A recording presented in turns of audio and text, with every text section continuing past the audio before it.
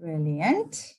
Welcome everyone to the strengths-based webinar. We're just going to have a few seconds for people to log in before we're going to do the introductions.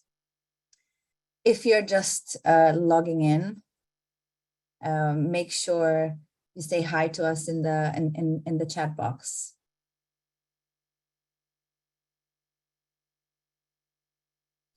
You can see the numbers coming up. Okay, hello. Fantastic. Good morning, good afternoon from Frankfurt. Good evening. Ooh, interesting. I want to know where are you dialing in from. So it would be lovely to know where you're saying hi from. Just going to wait a few more minutes for people to dial in. Melbourne, Edinburgh, Sussex, Macedonia, Worcester. Oh, I did my uni at Worcester. Buckingham, Birmingham, Nevada, USA. Oh, it's quite late in the USA. Australia, Victoria, Sydney. Ooh, amazing. I would like to know, as we're still giving like a few seconds for people to dial in, what's gone well in the previous week, and like an extra point, if you can tell us which strength did you use the most, realized or unrealized. Courage. I like that.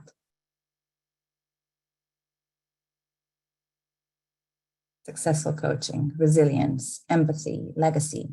So for people that are just dialing in, I've just asked people to tell us where they're dialing in from and also what has gone well last week, giving them an extra point if they tell us which strength they use the most. That's what you're seeing in the chat box. Resilient, kindness, planner. Ooh, I like a good planning. Perseverance, empathy, honesty. Makes me so curious, like to know the stories behind this as well. Okay, let's get this started. First of all, let me introduce myself. For those who don't know me, I'm Roxana Kardos. I am the Strengths Profile Partnership Manager. And I'm also a master practitioner here at Strengths Profile. And the session for today is aimed at everyone. So whether you're an experienced practitioner and you just want to see how other people are diving into this session, or you're thinking about doing an accreditation with Strengths Profile, this is the place to be, because you're going to be able to see a live debrief in action. And obviously this is going to, it's not going to be a role play, it's absolutely genuine. But at the same time, I will pause at relevant moments, like to tell you what I've done. So particularly if there was like a difficulty that I had to overcome in the conversation as a coach, sometimes, right, they tell you, I don't know what I want to focus on. And then I'll tell you what technique I used like in the background to be able to overcome that. A few housekeeping rules. I want to encourage you to use the chat box, like to comment and to chat with each other during the session. My colleague Dan, who's running the accreditations, is also around, and he's going to be answering any questions that you're going to have during the session. I'm going to be focusing solely on Lizzie today and on the debrief. And then if you have any specific questions for me, I'm going to leave 5 to 10 minutes at the end to look at the Q&A chat box. So that's a question that only the admins are going to be able to see it. So not everyone not everyone in the Zoom is going to be able to see what you're writing in there. So I want to encourage you to continue the conversation in the chat box. If you have any type of questions, Dan is going to answer them during the session. And if you have any questions specific for me, or any remarks that you want me to read directly at the end, just leave them in the Q&A section. Okay, without any further ado, I am going to start the live session as if Lizzie is my coaching client, and I am going to speak to you later directly. Bye all from that perspective. And hello, Lizzie, and welcome to our live debrief, Strengths Debrief. Thank you, Rox. Hello. Good morning, everybody. How are you this morning? I'm not too bad. So I do have to apologise first off. I am just getting over COVID. So if you might hear, it's a little bit on my chest. So I apologise. I'm probably going to be coughing a little bit during the session. I'll try and keep it under wraps. But generally speaking, I'm a lot better than I was a couple of weeks ago. Thank you. I mean, COVID, it's trending at the moment. Like you would think... isn't it just, yeah. But no, I'm doing really well. Thank you. Okay. Well, whenever you need to take some time off, feel free to do that. Thank you. Okay, so let's start. And please tell me, how did you find completing strengths profile? Very interesting and very, very on the nose as well. Certainly, I think with my realised strengths, when they came through, it wasn't a surprise. Obviously, didn't know what the strengths would be in the profile, but some of my realised strengths, I'm like, absolutely, yeah, that is me. The questions were really interesting. I kind of almost felt it was so natural that I was answering the questions. I wasn't sure whether it was I was doing the right thing, if that makes sense. But as soon as it came out in the profile, it just very naturally picked up who I am. Interesting. Very, very happy to hear that. And how did you find the questions itself? So a lot more in depth, I think, than I expected it to be, and quite broad, which is thinking about it, obviously quite a good thing, because then that's given me more of a rounded view of who I am, I guess. Amazing. Okay, so you had a good experience of the... I did, yeah. And I got through it kind of a lot quicker than the recommended time as well, I have to say. But I was powering through, just natural answers as I got there. Fabulous. Before I am going to ask you to tell us a bit about your job and what do you do, I just want to tell people that are watching us, it's very important to ask this question, because in case she had a really bad experience, or she might give you some clues that she was tired when she's done it, or that she's having like a rough time, in case some of the answers are not going to make sense a bit later.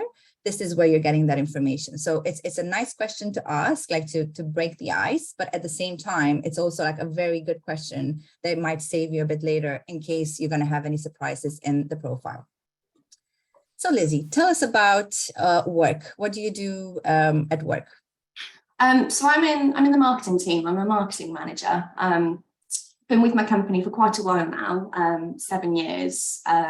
Started off kind of within an admin role, to be honest, but marketing is my background. So I kind of joined the company actually on a temp contract, and 7 years later I'm still here. But I've kind of been within the marketing team for probably about 4 years or so now. Started off quite a small team, just 2 of us. We're slowly growing now. We're up to 6 people.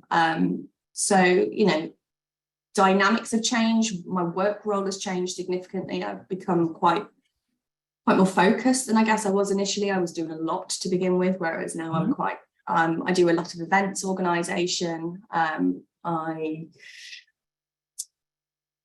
If there's any organising to be done, I tend to try and do that within the team as well. Any spreadsheets, they come my way. So yeah, we've got a good dynamic within the team.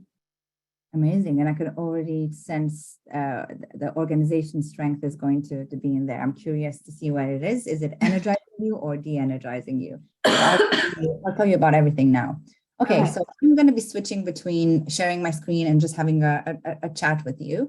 For the purpose of me explaining of what we're going to be chatting about, I am going to share my screen where we're going to have your profile, which I just want to show everyone.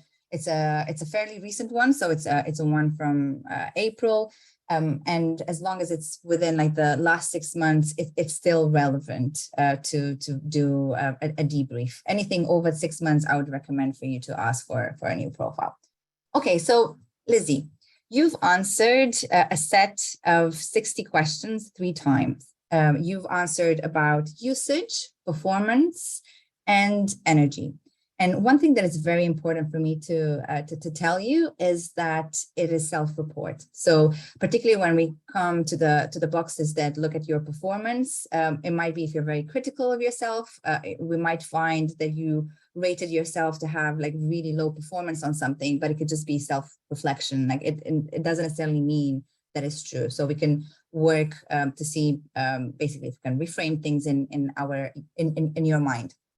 So let me tell you about strengths profile and how we're going to work debriefing you today.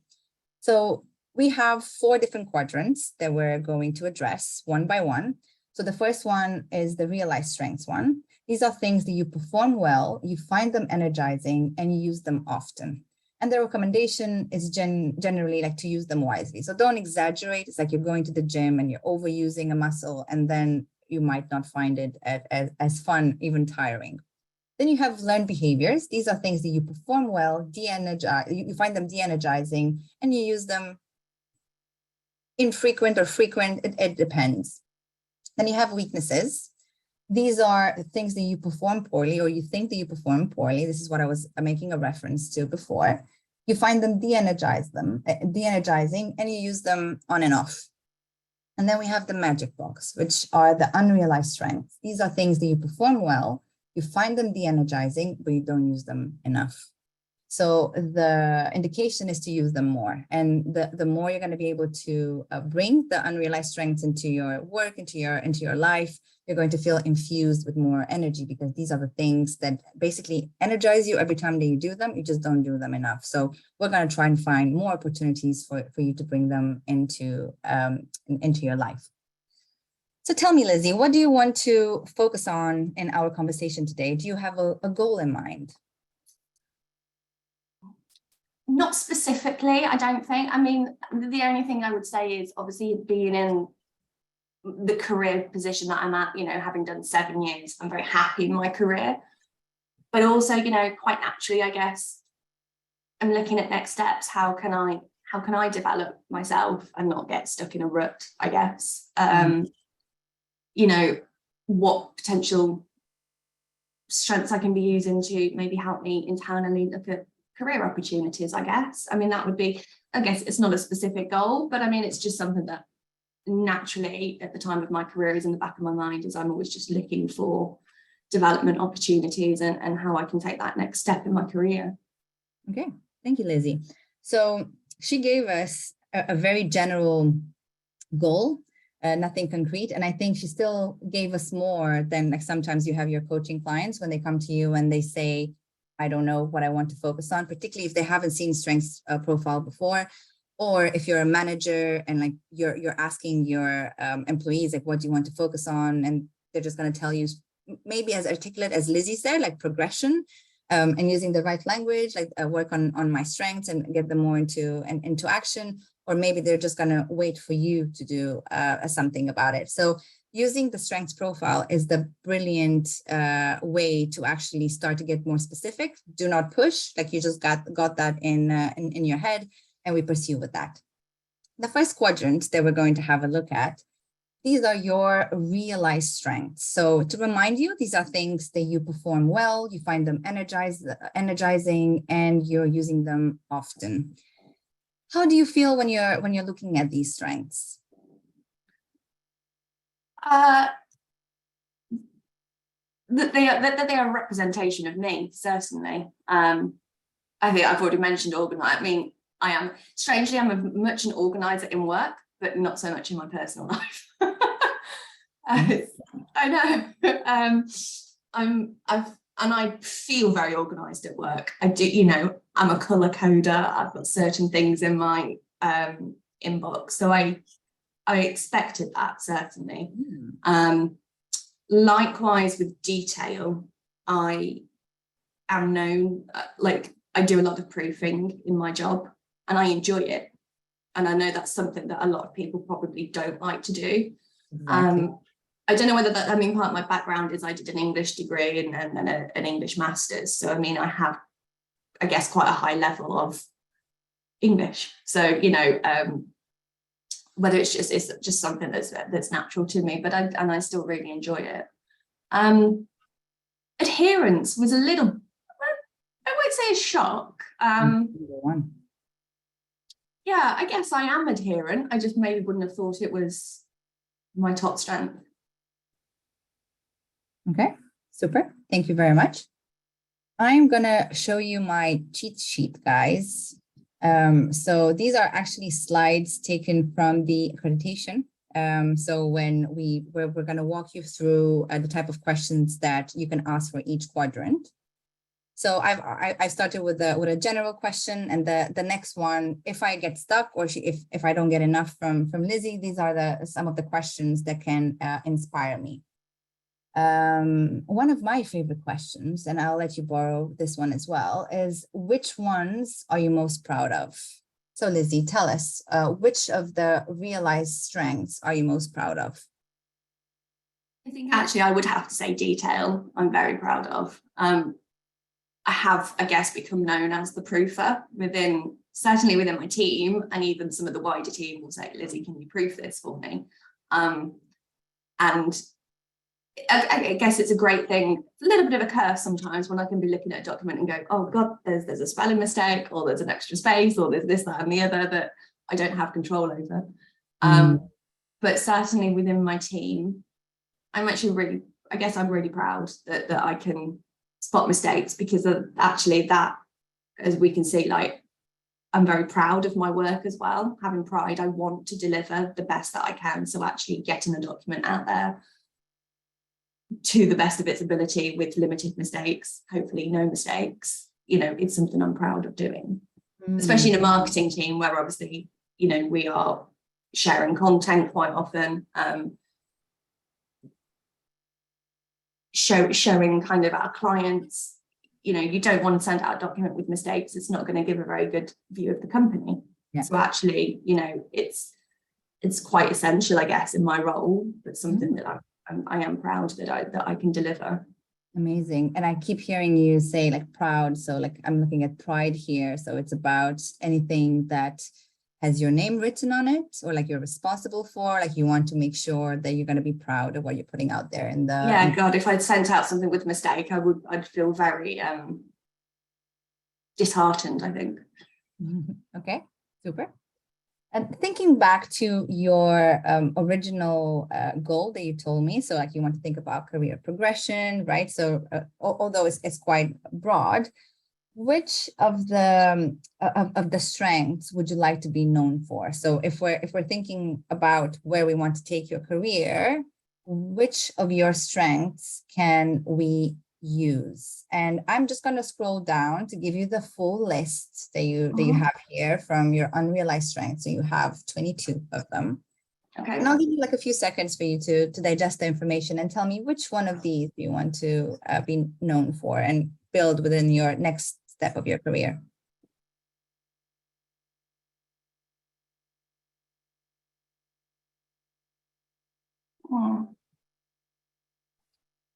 I'm not really sure. I mean, I guess thinking the next step of my career, I guess naturally for me would be to manage somebody. So I'm not a line manager at the moment. I can kind of see strengths in there that I would need as a manager. So obviously being able to listen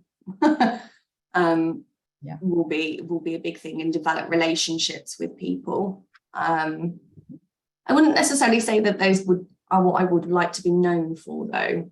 Okay. So if you think about it, when people say Lizzie, if they would describe you and you wouldn't be in the room, how would you like them to describe you? At work. At work, yeah. Slightly different. I mean, spotlight's up there. That's more my personal life on the stage that has been in the past, I think. Strangely, actually, detail is something I'm really happy to be known for. And I think in the work that we deliver, and I do know that, people say, oh, yeah, Lizzie, proofer, eagle eyes, you've got to send it to her. But also, I enjoy very much, I'm very happy to help people organising and planning things. Okay. So I think that side of I mean, taking that next step in my career, I guess.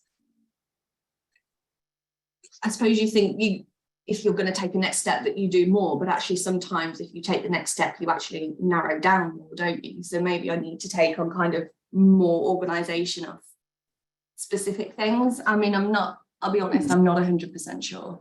Yeah. I mean, it sounds to me like two different things. So you were mentioning obviously like this organization, this detail, and then like you want to move towards managing people, and I can see you have the strengths that are relevant for this as well. So I'm going to make a hypothesis. Okay. I encourage you to push back. So if this is something that doesn't sit well with you, I'm just going to spark an idea for you. Okay, so I would say that there's no point to leave behind the things that you've already like built, particularly if you have the legacy there. So if you already have a name for your detail and for organizing and for putting good things of quality out there, legacy, why don't you take this to the next level, but focus on a different type of energy? So it's about the relationships that you have. So you were already making an allusion to like listening, to rapport builder, relationship deepener. I don't know, even like spotlight together with the narrator that I get to see here. I think this is how you could like build the relationships like with the people around you by telling the stories. We like a good story. Yeah.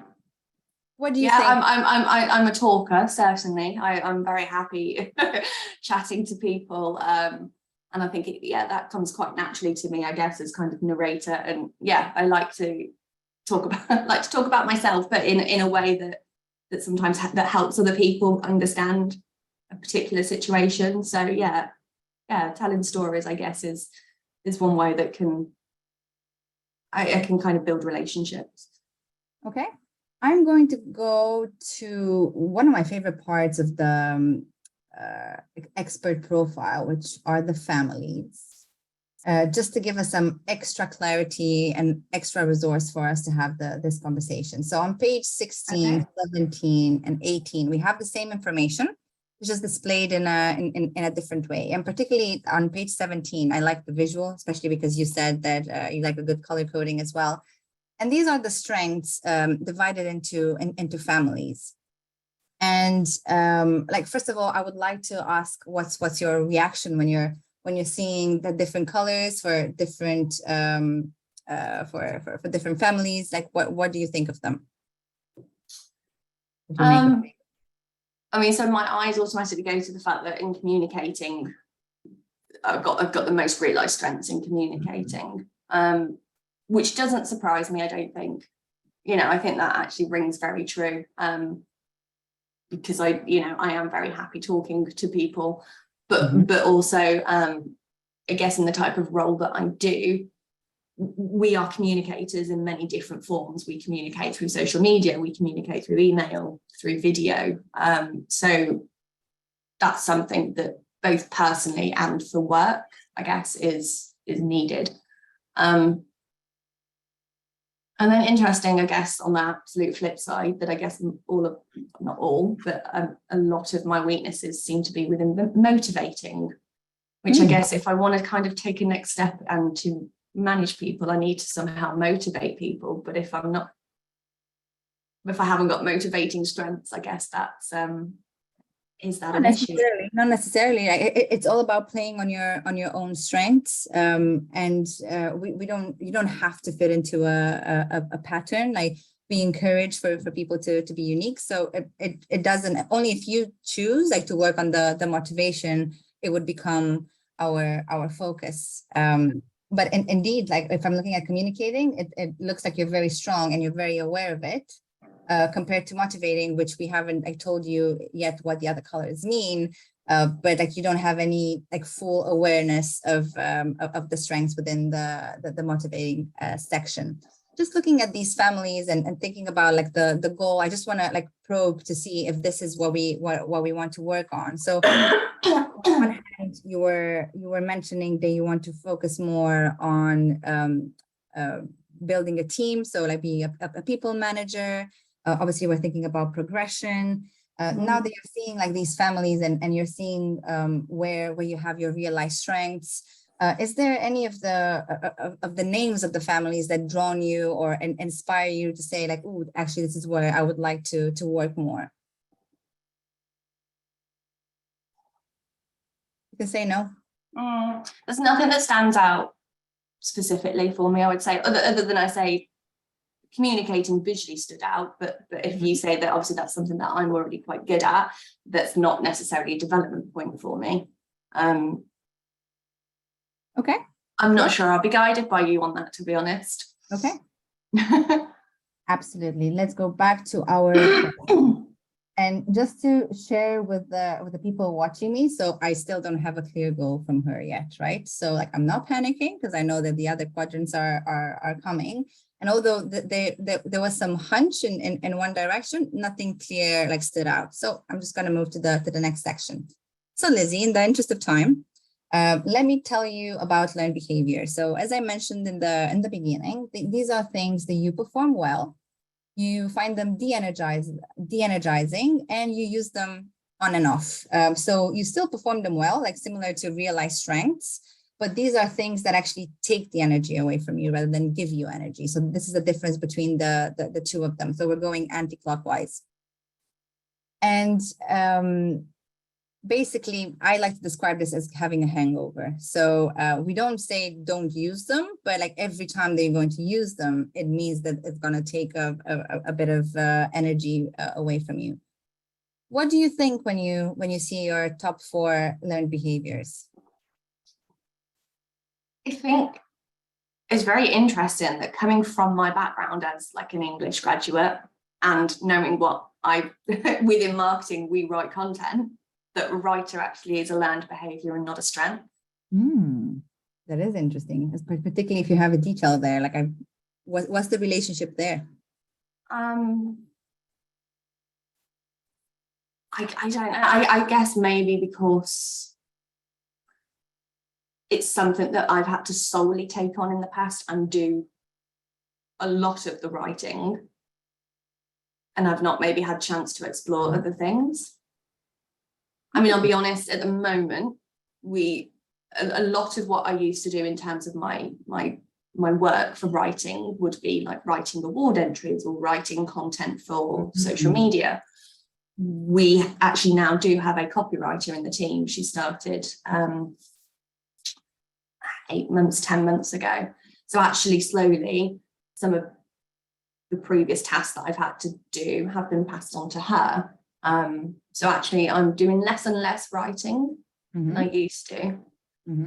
But actually thinking about it, when I think, oh, I've got to do an award entry, it's very much, oh, I've got to do an award entry. Not, oh, right, I can't wait to get my teeth stuck into this, which I'm like when I've got a spreadsheet in front of me. I like a good, I like my good spreadsheets and my organizing as we've kind of established. But yeah, I guess I don't enjoy writing as much as I used to. Okay. And I'm interested, did you overplay any of these like behaviors in the past? Were they a realized strength and then you overuse them? Like you go to writer used to be. So I think on my very first strengths profile that I took, which was a good 5-6 years ago, writer used to be a realized strength. So I guess over the time in my job, actually, because that's been one of the biggest things that I've had to focus on, maybe I've just done it too much. Okay. And if we look at the full list of your learned behaviors, so you have 17 of them. Okay. We could look at them and see if any of like the 17 ones that you have here used to be a realized strength, and then maybe you overuse them and now they de-energize you rather than energize you.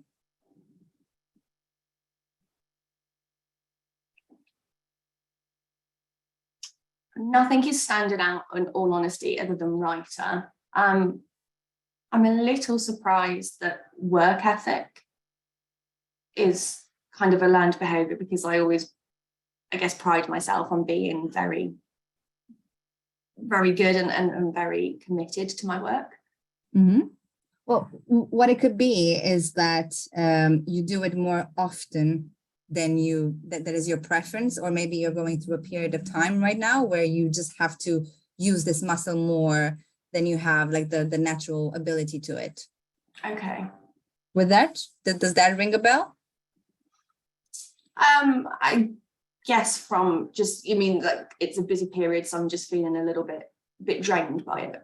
Maybe you have to do it more than usual. So like this tool is picking up the energy behind it as well, not just like the capability of it. Okay. Yeah, I think so. Okay. So I'm not going to ask you how relevant they are, but I'd love to ask this question. So which of these strengths, particularly learned behaviors, particularly if we're thinking about where do you want to go next in your career, do you think it's important for you to re-energize? So to bring the energy back, like you're doing them well, but like what would you like to bring the energy in? I think feedback would be quite relevant, I guess, if I need to take that step as a manager. Obviously being able to feed back to a team. I mean, I kind of mentor people now, so I don't manage, but I've certainly, as people have joined the team, very much mentored them in their role. I work quite closely with external teams. Kind of, we have people that sit across teams, if that makes sense. So, you know, I do feedback to them, you know, how they're doing on their job, how well they've done, generally how well they've done with the work that's been given. But I guess that's going to become more, feedback is something that obviously should be more regular, I guess, if I'm in a proper line management role. Okay. Anything else that you would like to re-energize from this list of learned behaviors?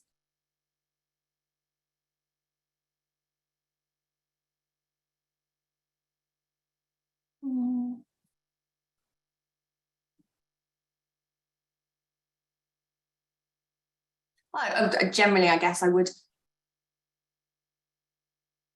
like to re-energize writing, because it is something that's been so personal for me in the past and has got me to where I am. But maybe by kind of naturally taking a break from it, when I actually get back to doing it, I'll enjoy it a little bit more, because it's, I mean, maybe that's something I need to do personally rather than in a work context. That might give me kind of my enjoyment back in it.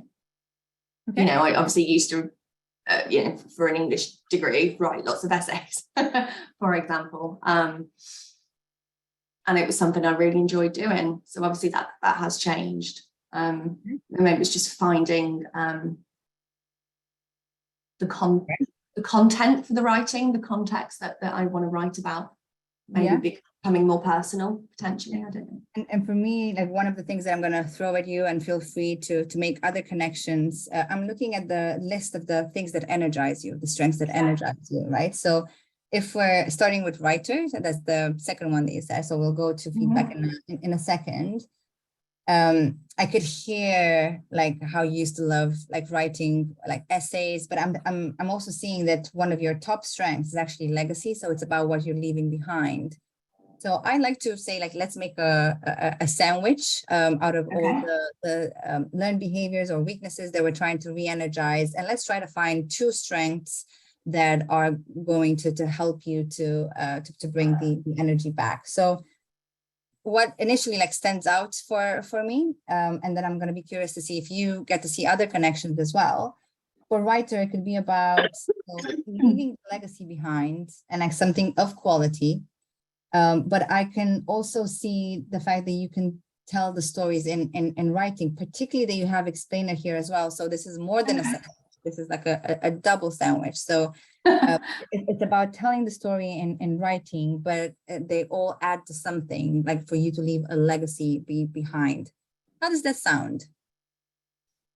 Yeah, so you mean kind of, if I'm writing, focus on the realized strength element of it, that I'm writing because I want to leave something that I'm proud of. Yeah, have a mind switch. So you're not just writing because you have to write now. Like think about the bigger picture. So like actually the piece of work that you're writing right now is going to be stored somewhere. Right, and maybe you can, let's see where your initiation is. Innovation, improver. We'll get to these ones as well. So basically Okay. things that they energize you, but you don't do them enough. So I'm looking to see if there's any potential here, just waiting to be drawn to the surface, right? So the creativity, right? So you can find ways potentially to bring back in your writing the creativity. And maybe it's about resolving a problem, right? So like I know that a good storytelling is based, or like was very catching for the audience is like, you have this problem, let me tell you how you could sort it.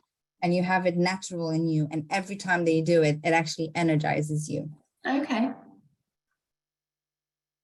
How does that Sounds good. sound? Yeah, no, it sounds good. I guess it's just switching my mind frame then when I'm writing, rather than thinking, oh God, I've got to do writing. This is going to be something that people are going to read in years to come. Let's make it good. Okay. And how could you do that? How can you put that in action? How could you put this idea in action? I guess setting myself time to do so. And I think that's one of the things, is that actually with writing, sometimes because I don't want to do it, it gets pushed back and pushed back and pushed back, rather than doing it first and giving it the time that it deserves. So by using your time optimizer skill, you can find a pocket of time to actually put this, to make space in your schedule to do that. Okay. I'm just saying, does that sound no. Yeah. okay? I mean, I do organize my time, quite a bit, and I generally think quite well. But yeah, writing does seem to be one of those things that just gets pushed. Bit of procrastination there. Okay. So I'll ask you the question to see if you can see any connections.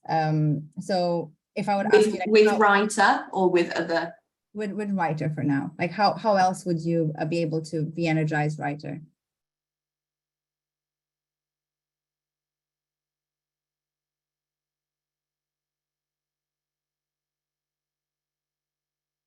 I guess persuasion.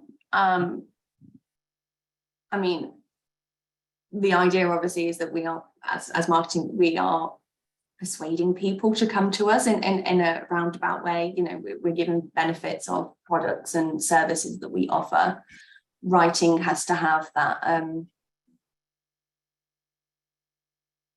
slight persuasive element. I suppose being persuading is not always about talking to people. It can be done through writing as well.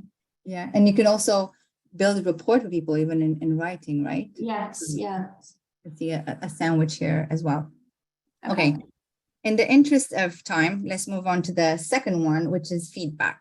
So this was part of the conversation that we're having. What can you do to prepare yourself to become a people manager?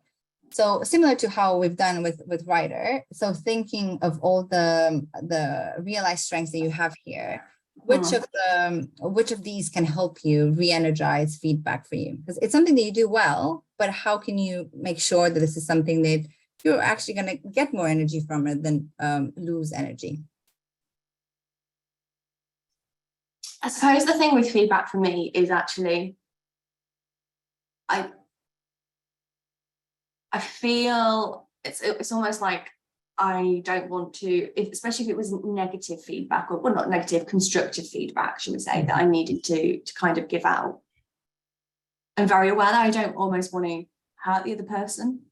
I certainly have that kind of sense of personal responsibility when I'm talking to somebody, that actually I'm going to be responsible for how they're feeling. But I guess all around, the building rapport with people, or just very relationship strengths will help me with feedback. My relationship deepener, my rapport builder, which are all I realized. I'm also thinking in terms of growing a person. Okay. So like to improve them, like if you're not going to tell them where they have a blind spot, like they're not going to be able to grow. So this is something that stays just behind the surface for you. So you have improver here, you have the resolver. So if you would take a mindset, I'm suggesting a mindset of, okay, I have all this experience. I've done all the doing that I had to do, obviously using my relationship deepener and building the trust with people. And I can see that you have here equality, so treating people fairly and all of that. But maybe like to give you that energy to be able to give them maybe like the constructive feedback. Like think about it, if you're not going to tell them as their manager, who is going to tell them? So think about the greater good that you could do for them. Okay. Yeah, I guess I'm very aware, I guess, just a bit sensitive around it. You know, I guess you know, you don't want to seem but actually even positive feedback, because I think sometimes you can, if I'm always giving positive feedback, is it going to seem genuine to somebody? Exactly. Like you trust more a yes when you know that the other person has the courage to also say no. Yeah. Okay. Which other strength from here could help you in the process to make you feel more comfortable giving that feedback? I guess explainer. I mean, if it's almost having, so explainer, I guess I'm explaining to them potentially not necessarily what they've done wrong, but what they could do better. I guess it's having that evidence and a reason behind it. So just being able to explain why something didn't work or where something can be improved is not going to feel that it's personal to them, but that actually it's more about the task or the work rather than it being a personal negative connotation to them.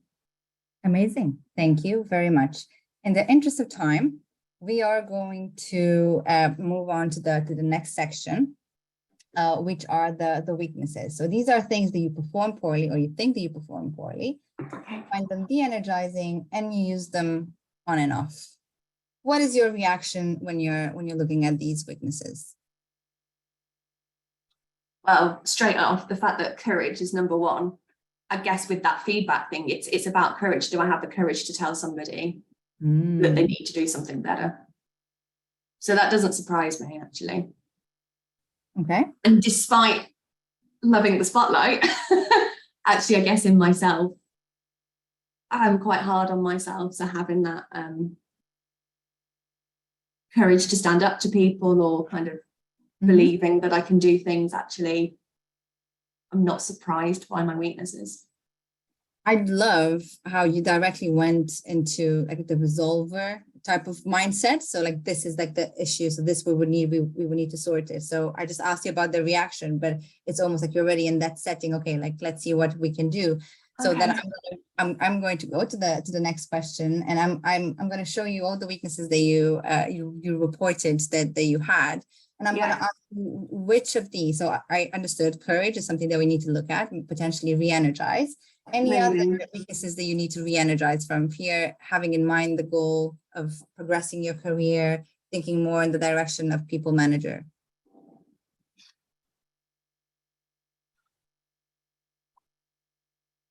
I mean, I guess being able to be a little bit resilient is always helpful. I think this potentially speaks a little bit more personally than at work, some of these weaknesses, just due to kind of health issues and things that I've had. I do find it a bit difficult to kind of bounce back and keep going at times. But I mean, from a work perspective, I think maybe just having a little bit more self-belief in myself I need, and having the courage maybe then to be able to speak to people and progress both myself and them. Okay.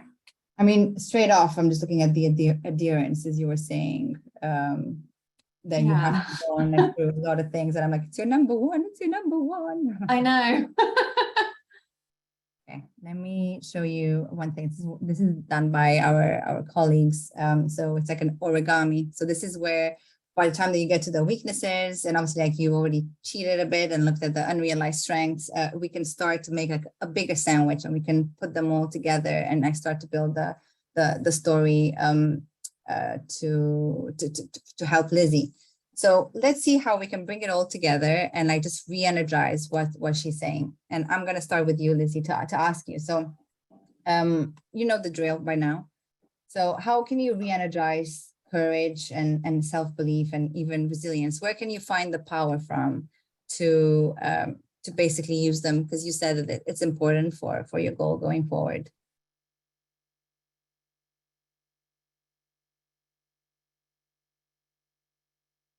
I guess if we kind of jump to realize strengths, the fact that I have pride in my work and I want to deliver, you know, service to the customers, and I guess that's even service to my colleagues as well.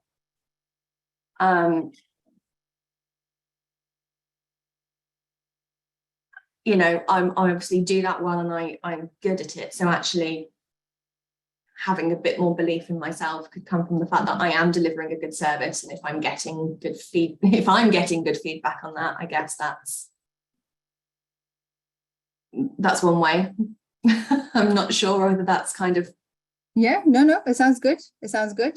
And how would you put that in action? Like what can you do to support yourself to put that in action? What is the action behind it? I'm not really sure. Okay. Well, I'm going to leave that maybe as a homework. We don't necessarily need to answer all the questions here. One thing that potentially can help you, I would say, is get bigger on the why. So you know how Simon Sinek is also saying, like, start with why.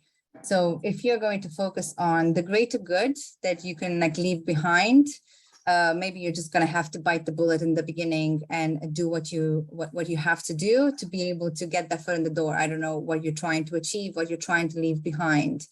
How does that make you feel, just saying that? I guess I'm not 100% sure what I'm trying to leave behind either. All I know is that, yeah, I'm not 100% sure at the moment, I'll be honest. Yeah, that's very good. And it sounds to me like something that we could potentially even work together on, like to get clear on what you want to leave behind, because like it's very like strong in your profile here. So clearly when you think about what you leave behind, maybe it came from your personal life, but it could energize you. So when you understand that it's not just like small pieces, that they all come together for the greater good, that's something that could energize you according to your profile, but just in general, I think it works well. What I've noticed, and it's very interesting, mission is a weakness. So this is back to the point that you were saying, I don't actually know what I want to leave behind. So it sounds to me like your mission is not very clear, but you like the idea of leaving something like strong behind you. So this potentially is something where you could get more clarity. How would you feel about that, getting more clarity around the legacy and clarity would be great. Yeah, I guess it's and then it's having that, I guess, self-belief in myself that actually what I leave behind is going to be worthwhile and something that people either want to read or want to be a part of. And what you can leave behind, just throwing things at you, could be something of service, right? So like, how can you help other people? We're naturally uplifters. So let's see how all the expertise that you've put together, all the pride, right? All the things that you've already invested your energy could potentially come and help you. Or maybe we'll start from a blank page. We'll get to see that. But I would be very keen, and this brings us nicely to the lies quadrant. And I'm going a bit faster just because I'm mindful of time, to go to your unrealized strengths. So these are things that you perform well, you find them energizing, but you use them very rarely. So coming back to the conversation, asked you about your reaction on the quadrant, I'm thinking particularly around the creativity. So the mission that you want to leave behind, like, are there any of the strengths, unrealized strengths here that potentially could help you find your mission?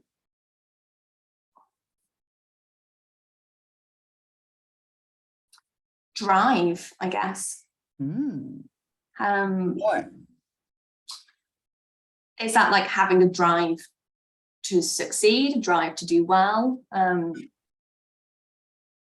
drive to, I'm not sure, you know, like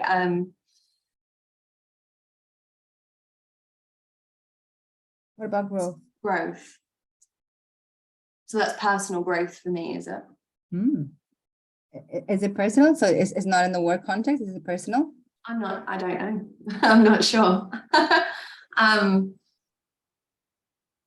I guess, well, yes. I mean, so within a work context, I want to grow and I want to develop into the next step, which I guess for me would be to manage somebody. So not just the people around you, you want to grow them, but you also want to grow together with them as well. Yeah, I mean, and having been at the company the amount of time that I have, I think it's very natural, obviously, that to rather than just get stuck in a particular role or doing a particular job, to keep growing and keep learning and developing, which can be both for myself and then my colleagues as well. Lovely. I like that. And it sounds like this is something that we can touch on in our action planning next steps. Okay. Thinking of your role, so like you were mentioning, so I feel like it adds up as we're having the conversation. So you were saying about you want to move into a people manager role. Now we're talking about getting a bit more clear on the things that you want to leave behind. So which of these like unrealized strengths can help you get there?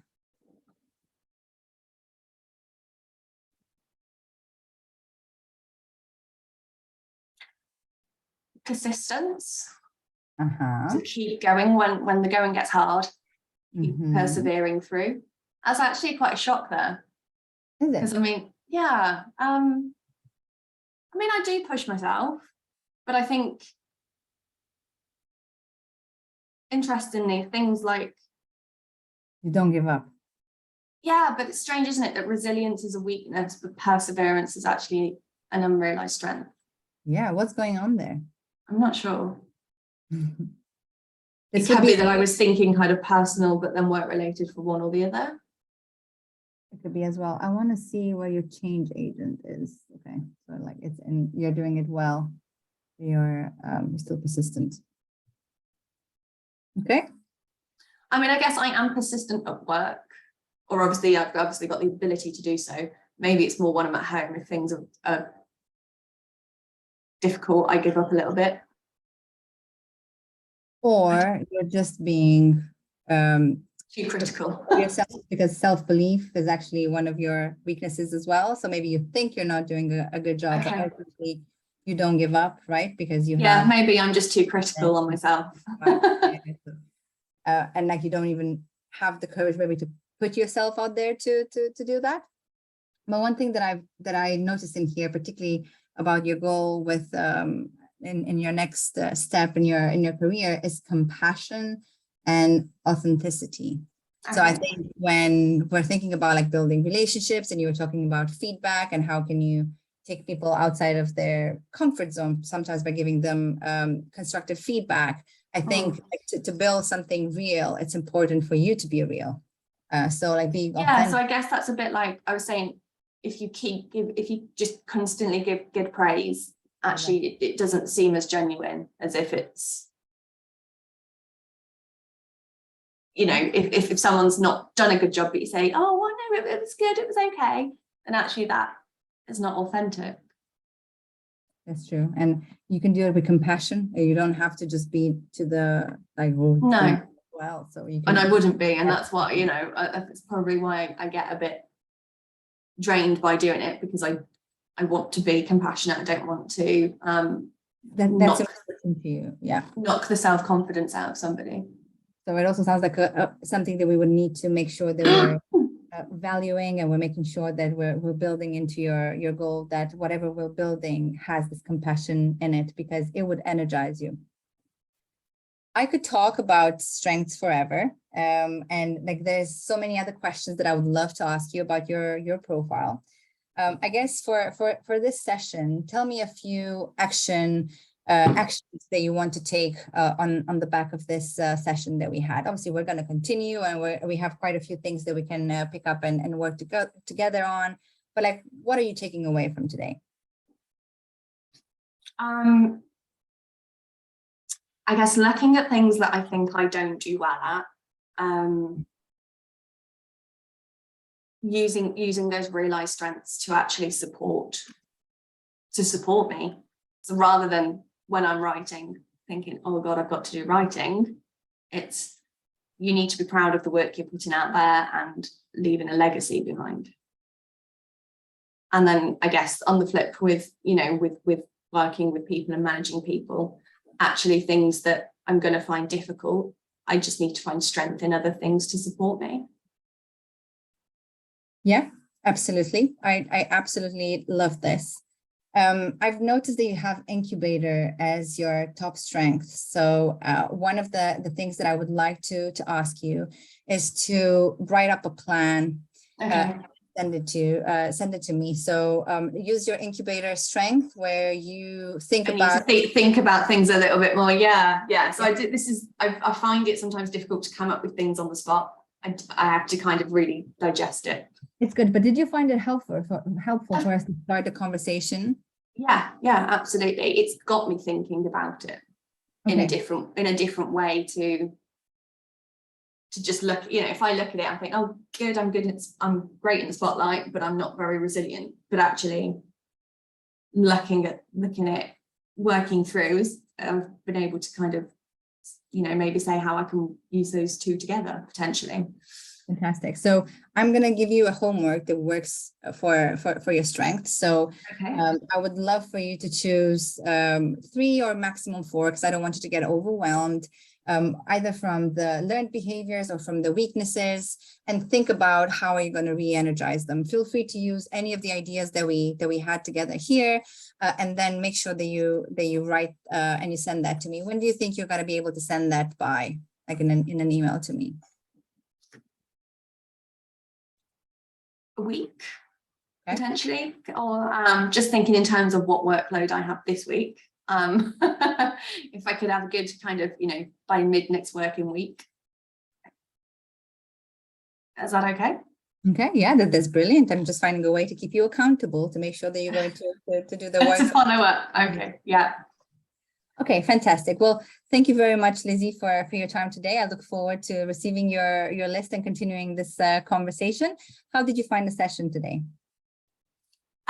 Yeah, I mean, it's certainly raised questions that I don't think I have all the answers to. But I think giving myself time to think and look through now with that view of kind of sandwiching strengths is a really interesting way to look at them. It's a new concept, like to bring in and to keep front of mind. Front of mind, yeah. Okay, thank you very much. Thank you, Rox. One thing that I need to confess, as you guys can tell, we slightly went over the time, so time optimizer is not necessarily my top strength. There are a few things that I want to tell you. So if you also want to learn how to run debriefs like the one that I've done today, we are launching a discount in July. So we know that summer tends to be a bit more slow. So it's a perfect opportunity for you to upskill.